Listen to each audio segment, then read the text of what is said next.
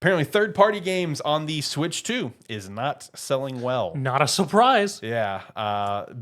Who would have thought that like putting third-party games on a console years after their release wouldn't sell so well when people probably already tried to buy them on the previous console and they didn't run well. Well, I think my bigger takeaway from that is the fact of like, you got third-party games releasing at the release launch where you're already pumping out the $600+ for the Switch 2, plus having to pay $80 for the first-party games.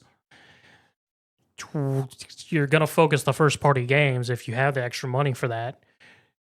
Third-party games are definitely going to be on the back burner when you recover from your financial hole that is the Switch 2. Oh yeah, that's like when I went and bought mine. I went and found the guy at the store. He goes, "All right, you want games with?" And I went, "No." See, I'm actually in the mindset. I think it's the game key cards, like because the number one seller of third parties is Cyberpunk. Okay.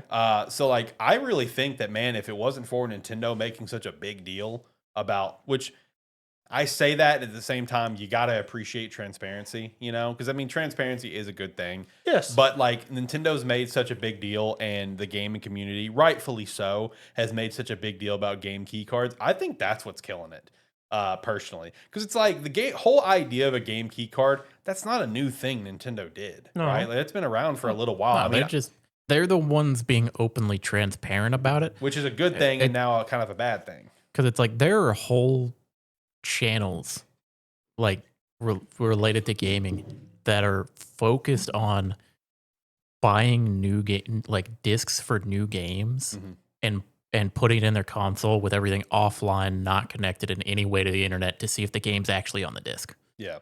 And it's like I've been seeing those pop up more and more. Yeah. And it's like, because you never know what you're buying. Half the games you buy that you get a disc for, you have to immediately, like you plug it in and you immediately download. Yep. Oh, from this generation and towards like the mid of previous generation. Yeah, no, that was very noticeable. Just And it's like you just have Nintendo's the first ones just being like, yeah, if you buy this one, it'll have the game on it. If you buy these ones, you'll have a download code. It'll prompt it for a download. Yeah, basically. Which, you know, again, you know, you have to appreciate them having the transparency, but it's also like Nintendo presented that option for third-party developers to use, and it just so happens everybody's using it except CG Projekt Red and Marvelous. They're the only ones who's not.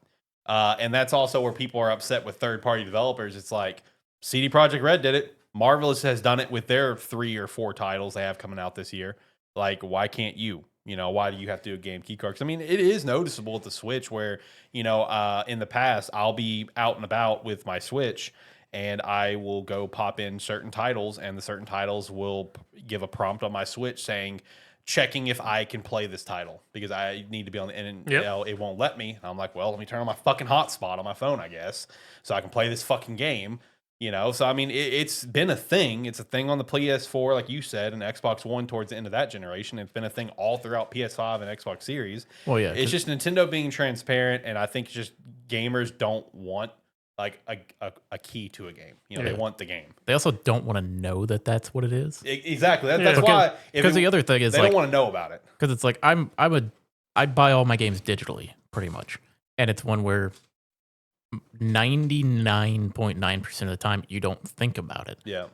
But then there are cases like the couple times in the past year or two when the PlayStation Network goes down. Yeah. Where it's like you go to play something, and it's like, can't verify that you have that. It's like it hasn't checked in a certain amount of time. We have to verify that you have the game. Yep. That's basically what your Switch is doing when you pop in that game. It just needs a quick connection to go, is this something that you're allowed to play? Is this connected to your account? It's like, do you have a license? Exactly. You know, it's not Nintendo's fault. It's just, that's the gaming industry. I mean, that's where we are because currently. I mean, it is more affordable for game developers and whatnot. And it's one of those things that, like, I mean, really, when it's you have to, again, appreciate Nintendo for being actually transparent on it. I mean, if they weren't transparent on it, it would just be noticeable that, like, oh, I pick up Street Fighter 6 and I have to connect to the internet to even play it, you know, by myself, you know, just to mess around. Or God bless, I'm drawing a blank on all these third-party games that came out. Whatever other third-party game, let's say just strictly single-player games, like, okay, yeah, I've got to check into the internet for me to play it. So it's like, even if they weren't transparent about it, you would still notice it. But it's like what you just said, people just don't want to know about it. Well, yeah. So It's also it's kind of the backlash because it is also Nintendo. yeah, And people are used easy to pick on kind of thing. Everybody's used to when you have a cartridge for a Nintendo product that you can play it no matter what. Yeah. But now certain cartridges aren't the game is new for them. Yeah. Yeah, exactly. So I don't know. I mean, like when I saw that news, I wasn't necessarily surprised, especially when I saw Cyberpunk was the one that like sold really well. Because like, going into the Switch 2, like there was all this talk it was gonna be a heavy third party support, which we've clearly already seen. Because like, why wouldn't third parties want to be on the Switch 2 after what the Switch 1 did, right? That's a good business decision, is let's get our game on the Switch 2 because the Switch 1 was great.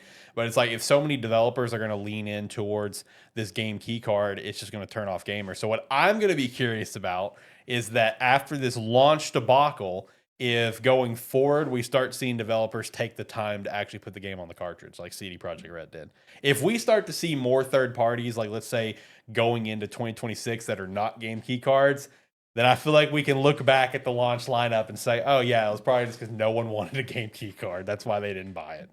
So I don't know. It's just an interesting thing that came out. I could this only week. assume that for third parties, it's cheaper for them to make a Almost game definitely. key card. Yeah. And that's why a lot Cheaper of them, and probably faster. yeah, because like we can pump these out way faster than actually having to put the game on there. Almost Yeah, definitely. Yeah. I mean, it's probably the standard because, as we just mentioned, I mean, a lot of games currently do that anyways on current generations. So Yep. it's probably a pretty significant standard at this point. And one other thing as well is that you got to look at like probably some developers and studios and publishers looking at what's happening right now with all these game key cards not selling well and the few actual games selling well. And they're probably going to sit here and say, like, for one title or another, okay, yeah, we need this on the cartridge. Because like a great example that I thought of immediately when I read this article is the possibility of Final Fantasy 16 coming to the Switch 2. Because Final Fantasy 16, as we know, did not sell well on the PlayStation. Square Enix has come out and said that, like, hey, we want to change our strategy going forward. We want our games on more consoles for more people to play it. Obviously came out on Xbox and it has bombed because that's not your audience. Xbox is not your audience. If Final Fantasy 16 gets over to the Switch 2, you're hitting a larger audience, especially over in Japan, right? Like, that is your audience. Xbox is unfortunately just not your audience. 16 is on PC, right? I don't think it's on PC. I don't think it got a port yet. No. It might have. I can't remember. No, I don't think it has a port yet because I think the last one to get a port to PC, if it has got its port already, it was Rebirth. Yeah, I think it was Rebirth. Yeah, Rebirth does. They like Sony, because the other thing is Final Fantasy in general hasn't been selling well. Yeah, true. Because like even Rebirth was underperforming. Like with Sony, and that's why they probably rushed to get it to PC, and then probably gonna I think they're selling it on Xbox too at some point. It is. Yeah, they are. Yeah. I think so. But it's like Well, at some point, yeah, because Remake is now coming on there. Yeah, Remake is because about to release.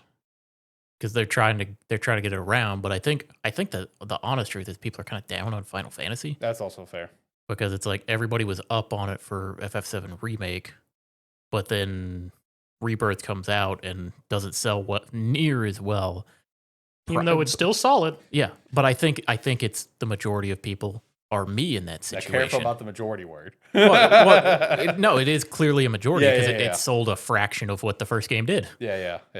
I think the majority of people are probably like me in that, where it's Final Fantasy Remake is like the first 15 to 20% of FF7. Rebirth is the middle portion of the game, and the third game is going to be the end of the game. Yeah. If I'm going to play that, I'm going to wait for it to come out as a complete game. True. Regardless of if each individual game could be its own game in itself. True. No, like I said, I just think it'll be interesting though, because I feel like these failures I feel like it'll just catch eyes for other studios that may want to put a game on the Switch 2 that they don't want it to put on the Switch 2 and just die.